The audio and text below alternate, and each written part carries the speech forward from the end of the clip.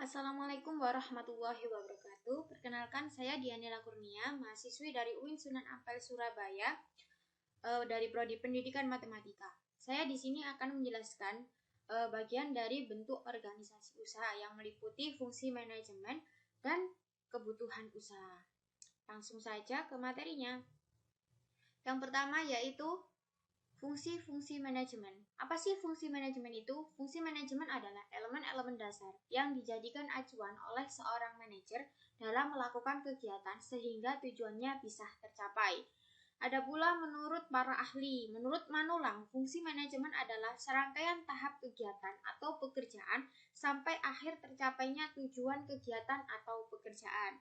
Menurut G. R. Terry, dalam Winardi menyatakan, fungsi manajemen adalah serangkaian sub bagian tubuh yang berada di manajemen sehingga bagian-bagian tubuh tersebut dapat melaksanakan fungsi dalam melaksanakan organisasi. Dari pengertian-pengertian di atas, seseorang menyimpulkan bahwa fungsi manajemen adalah serangkaian bagian-bagian dalam manajemen yang harus diaplikasikan sehingga tujuan serta visi dan misi dari suatu perusahaan bisa tercapai.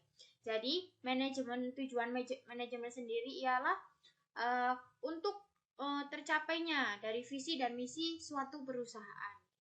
Seperti itu. Lanjut ke bagian-bagian dalam manajemen. Bagian-bagian manajemen terdiri dari 4 yang biasa dikenal dengan POAC. Yang pertama yaitu planning atau perencanaan, yang kedua yaitu organizing atau organisasi, yang ketiga yaitu actuating atau pergerakan, yang keempat yaitu controlling atau pengawasan. Lanjut ke planning. Apa sih planning itu? Planning atau perencanaan adalah suatu kegiatan untuk membuat urutan-urutan tentang tindakan yang harus dilakukan agar tujuan kita bisa tercapai. Namanya saja sudah perencanaan. Di dalam suatu usaha atau perusahaan pasti membutuhkan planning atau perencanaan. Kita saja yang baru-baru ingin merintis suatu wirausaha, pasti kita akan merencanakan.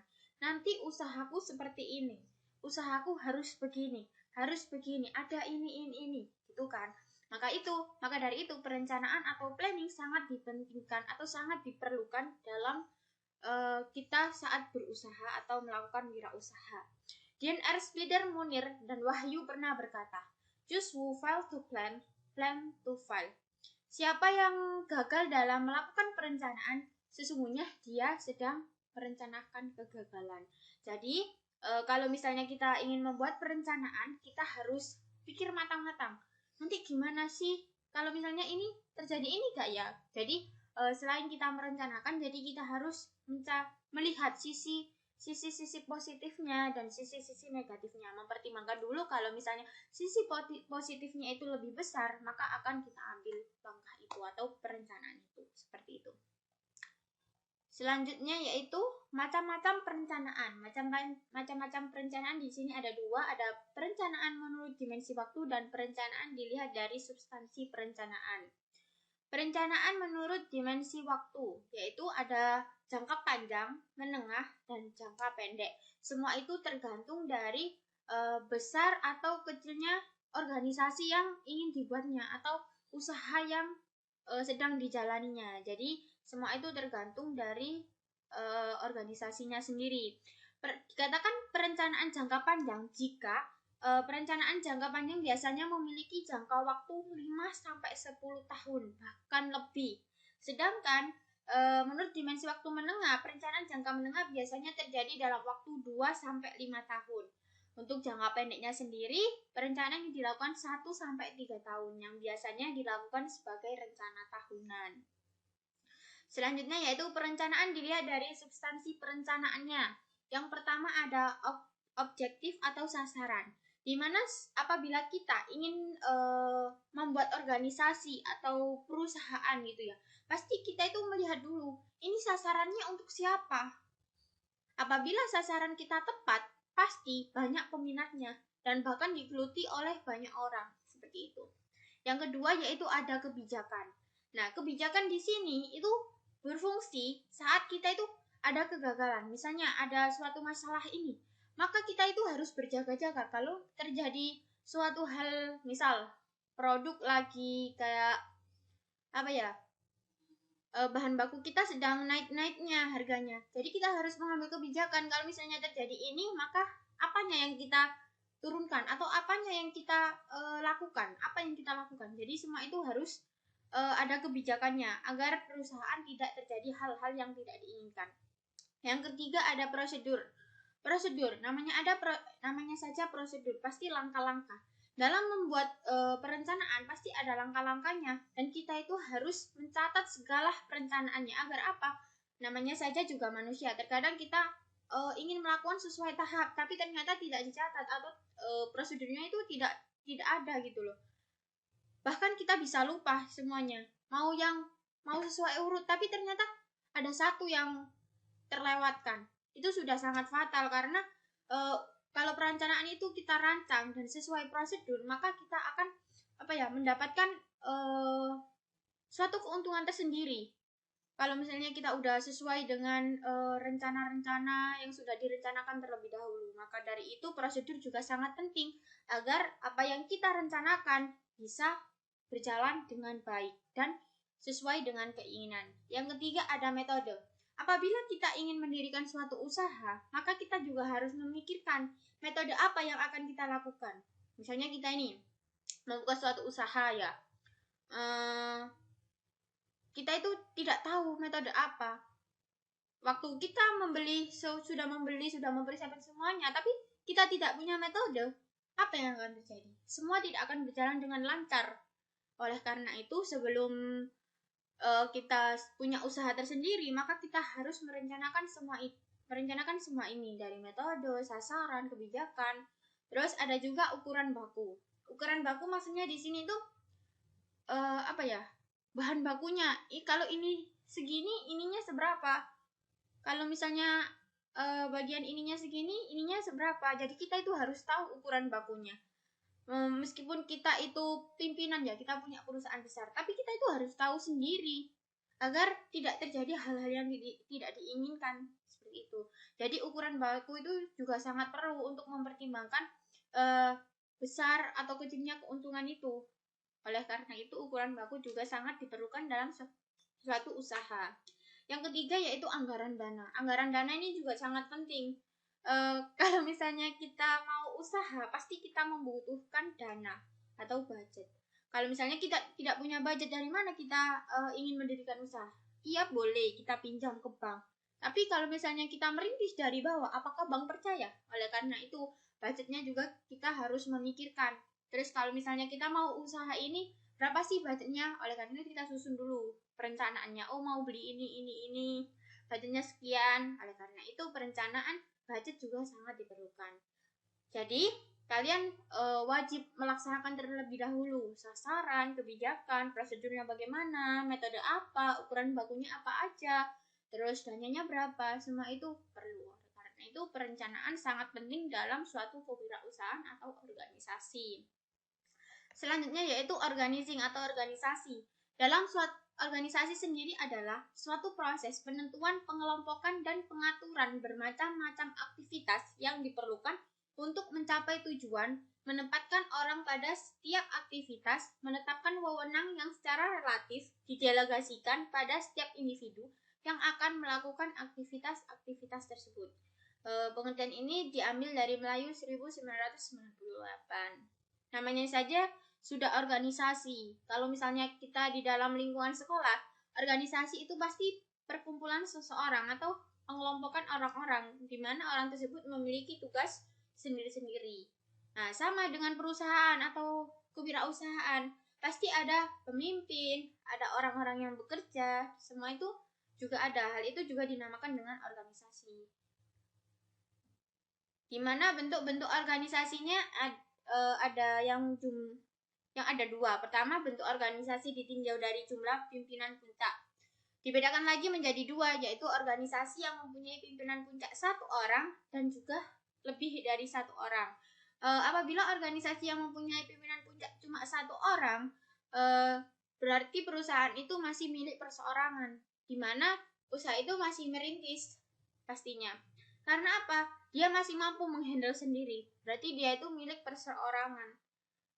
Terus yang kedua, organisasi yang mempunyai pimpinan puncak lebih dari 1 orang atau dewan. Misalnya, ya perseroan terbatas atau firma, di mana perusahaan itu sudah besar, membutuhkan orang-orang bagian ini memimpin ini, bagian ini memimpin ini gitu. Jadi pemimpinnya lebih dari 1 orang, seperti itu. Atau juga bisa dikatakan perusahaan ini besar karena jumlah pemasukannya juga besar, dananya itu juga besar karena milik bersama, bisa juga seperti itu. Terus berdasarkan hubungan wewenang, yang pertama yaitu wewenang lini atau garis, wewenang yang menimbulkan tanggung jawab atas tercapainya tujuan-tujuan perusahaan. Yang kedua ada wewenang staf, adalah wewenang yang membantu agar orang yang punya wewenang lini bekerja secara efektif dalam mencapai tujuan. Jadi wewenang staf ini ada wewenang lini yang dibantu oleh staf-staf, seperti itu. Ada wewenang fungsional, wewenang yang diberikan kepada seseorang atau departemen untuk dapat mengambil keputusan mengenai hal-hal yang berada di departemen lain. Terus adapun bentuk struktur organisasinya. Bentuk struktur organisasinya di sini ada organisasi lini. Ciri-ciri organisasi lini, organisasinya masih berukuran kecil, karyawan berjumlah sedikit, komunikasi bawahan dan pimpinan bisa secara langsung, terus saling mengenal secara pribadi, struktur organisasi sederhana, pemilik menjadi pemimpin yang tertinggi. Jadi organisasi ini masih kecil, jadi dia itu mampu memimpin perusahaan atau usahanya sendiri, dan dia cuma membutuhkan karyawan untuk membantunya saja. Jadi bisa dilihat di situ strukturnya bagaimana untuk organisasi lini. Yang kedua yaitu organisasi fungsional. Ciri-ciri organisasi, itu sebenarnya organisasi fungsional ya. Organisasi lebih besar dari struktur lini. Terdapat beberapa karyawan dengan keahlian khusus atau tertentu. Memiliki kekhususan tugas, setiap bagian memiliki tujuan yang jelas untuk dicapai. Karena fungsi middle manager, maka pengawasan lebih ketat. Nah, ini organisasi fungsional ini kan udah dijelaskan bahwa terdapat beberapa karyawan dengan keahlian khusus. Nah, di sini ada direktur produksi, di mana dia yang mengatur skala produksi barang. Ada direktur pemasaran, dia yang mengatur pemasarannya barang tersebut. Terus ada direktur penjualan, dia yang bagian menjual, dan juga ada direktur administrasi. Jadi bagian-bagiannya itu sudah ada, dan dia itu ditugaskan untuk mengambil keputusan jika terjadi masalah di bagiannya sendiri. Bisa jadi orang yang menjadi direktur bagian itu sangat diberatkan karena itu tanggung jawabnya sangat besar untuk memajukan suatu organisasi. Selanjutnya yaitu organisasi lini dan staf. Ciri-cirinya hubungan atasan dan bawahan tidak terkoordinasi secara langsung, tapi melalui middle manager. Jumlah staf dan pekerja banyak, organisasi tergolong besar. Terdapat 2 kelompok pekerja dalam organisasi, sehingga sangat tertekan terdapatnya spesialisasi masing-masing. Personil lini adalah personil yang berhubungan langsung dengan pimpinan. Personil staf adalah bawahan yang ada pada fungsi bagian masing-masing.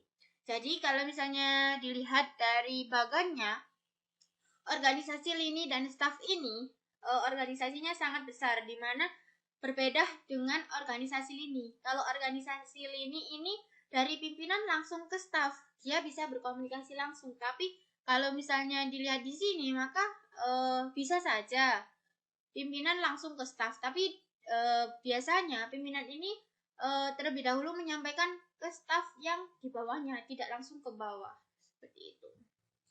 Yang ketiga yaitu actuating atau pergerakan, adalah usaha untuk menciptakan kerjasama antara staf pelaksana program sehingga tujuan organisasi dapat tercapai.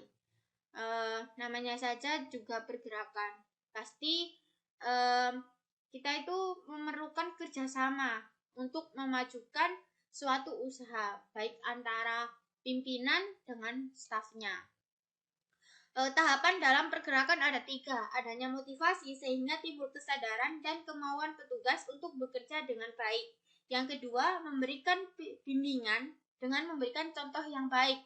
Jadi kalau misalnya kita menjadi pimpinan ya, kita itu tidak boleh semena-mena, tapi kita itu harus tahu, oh kita itu harus mencontohkan yang baik kepada staf-stafnya. Ini tuh begini, dan kita itu harus tetap ramah, tidak semena-mena walaupun kita itu pimpinan. Jadi kita itu harus bisa mengayomi para staf kita agar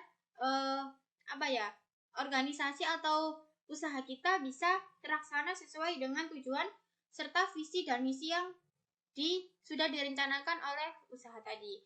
Pengarahan dengan memberikan petunjuk-petunjuk yang benar. Meskipun kita pimpinan, kita wajib tahu ini tuh bagaimana cara membuatnya, terus prosesnya bagaimana, habis ini tuh apa, itu kita harus tahu agar kita itu juga bisa terjun ke lapang melihat bagaimana kondisi suatu usaha kita.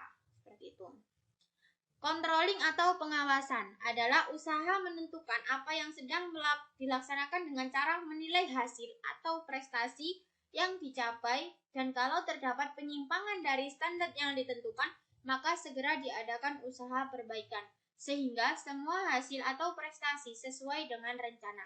Namanya saja juga pengawasan, berarti kita harus menilai hasil dari para staf saat bekerja, bagaimana sih cara kerjanya. Apabila terjadi penyimpangan, maka harus diadakan perbaikan.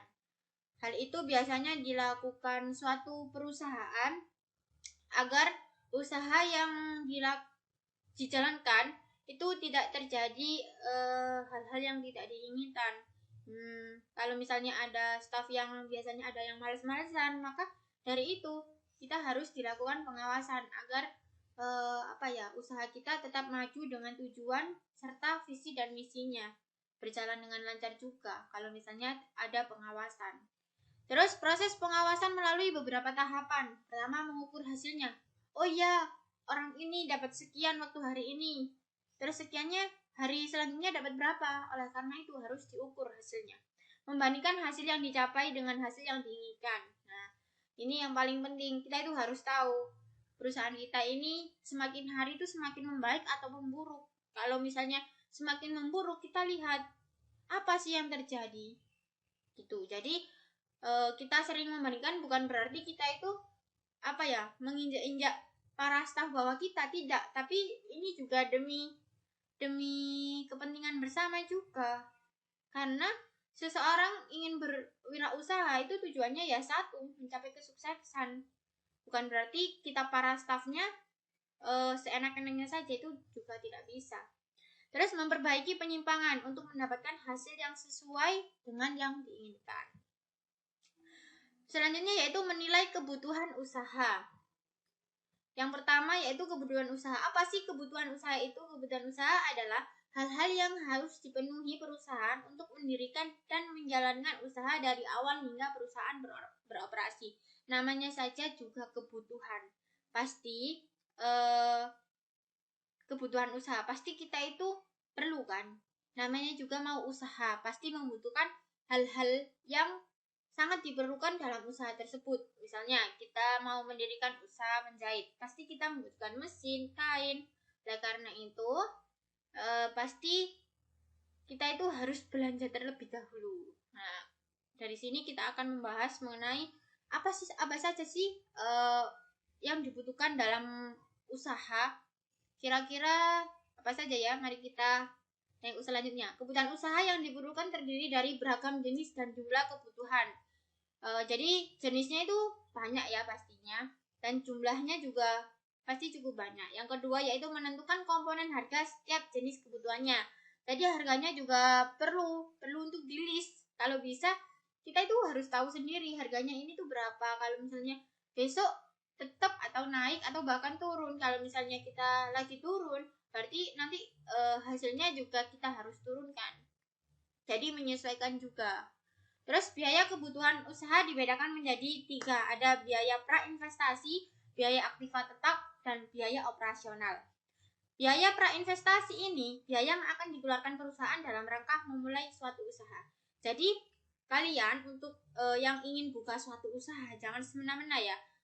Apa sih biaya prainvestasi itu? Kalian tidak tahu. Padahal biaya prainvestasi ini sangat sangat diperlukan gitu loh.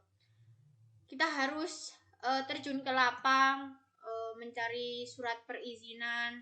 Kita itu mendirikan suatu usaha, tidak semena-mena membangun suatu usaha begitu. Apalagi kalau misalnya kita menginginkan usaha kita itu terkenal dan mempunyai merek tersendiri gitu. Jadi biaya prainvestasi ini mengurus perizinan pembangunan biasanya seperti itu. Terus biaya aktiva tetap. Biaya aktiva tetap dibedakan menjadi dua, aktiva tetap yang berwujud dan tidak berwujud. Contohnya yang berwujud ialah bangunan. Kalau misalnya prainvestasi kan perizinannya, mau izin membangun inilah. Kalau aktiva tetap yang berwujud ini berupa bangunannya. Terus kalau misalnya membutuhkan meja ya berarti ada meja, kursi gitu. Kayak benda-benda yang berwujud yang tidak bisa tidak bisa habis, itu namanya aktiva tetap. Sedangkan aktiva tetap tidak berwujud itu seperti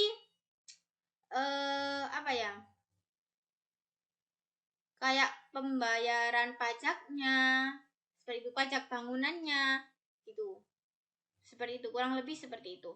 Terus biaya operasional, sejumlah dana yang digunakan untuk menjalankan kegiatan usaha yang sedang berlangsung. Nah, kalau misalnya tadi ada biaya aktiva tetap yang berwujud berupa kayak bangunan, di sini ada biaya operasional, di mana biaya operasional ini biayanya itu terus berjalan, yaitu digunakan sehari-harinya.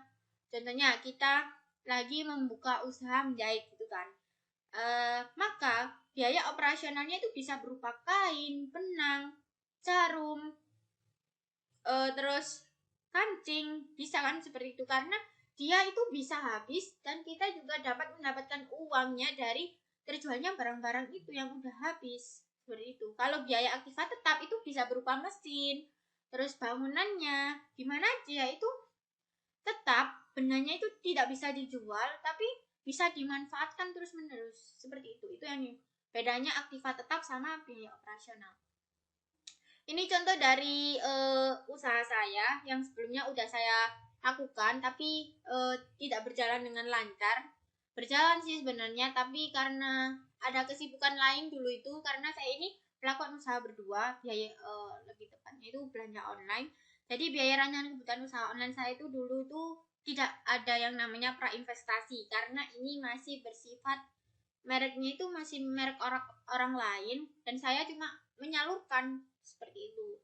Makanya biaya prainvestasinya itu belum ada. Terus pembelian aktiva tetap juga masih belum ada karena saya membagi bagian menjadi dua, di mana saya bagian mencatat pengeluaran dan memasukkan dan teman saya bagian memesankan. Terus biaya aktiva yang tetap berwujud dan tidak berwujud juga masih belum ada karena usaha saya masih kecil dan ini bisa dilakukan sambil sambil berkegiatan lain seperti itu, hanya pengisi di waktu luang saja. Terus modal kerjanya, apakah kita butuh modal usahanya terlebih dahulu? Pasti semuanya itu perlu. Misal saya saja ya, waktu melakukan kebutuhan usaha online ini, saya itu pertama cuma memesan saja. Terus kan kalau misalnya kita udah memasukkan ke keranjangnya, otomatis kan kita harus bayar. Nah, kan itu setelah dibayar maka barangnya telah datang dan kita membagikannya barang tersebut kepada orang-orang yang lagi memesan dan kita mendapatkan uangnya kembali. Alhamdulillah sih dapat untung, tapi belum seberapa. Kalau misalnya dilanjutkan sih masih bisa, tapi kemungkinan rekan saya juga lagi sibuk, jadinya masih belum bisa berjalan dengan lancar. Apabila kalian ingin melihat bentuk apa sih kerjasama yang aslinya, bentuknya yang sebelumnya, atau bentuk yang lengkapnya, di sini saya akan memperlihatkan bentuk dari usaha rancangan kebutuhan usaha yang sebenarnya. Nah, ini bentuknya. Ini ada contoh secara garis besar kebutuhan investasi digambarkan sebagai berikut. Ini ada biaya prainvestasi, biaya pembelian tanah untuk alokasi, biaya bangunan dan pemasaran, semuanya ada di sini. Modal usahanya, terus jumlah kebutuhan dana, ini biaya semuanya dari prainvestasi, terus biaya aktiva, terus biaya operasional, ini jumlah dananya. Terus ini ada dana sendiri. dimana dia itu masih memiliki dana ini dan dana pinjaman banknya ialah dari hasil kebutuhan dana dikurangi biaya sendiri, ini hasil pinjamnya dia. Ini kurang 0 ya. Ya, seperti ini. Jadi kalau misalnya kalian ingin membuat rancangan usahanya bisa dilihat ini, atau kalau misalnya ingin diperjelas lagi ada juga. Bentar.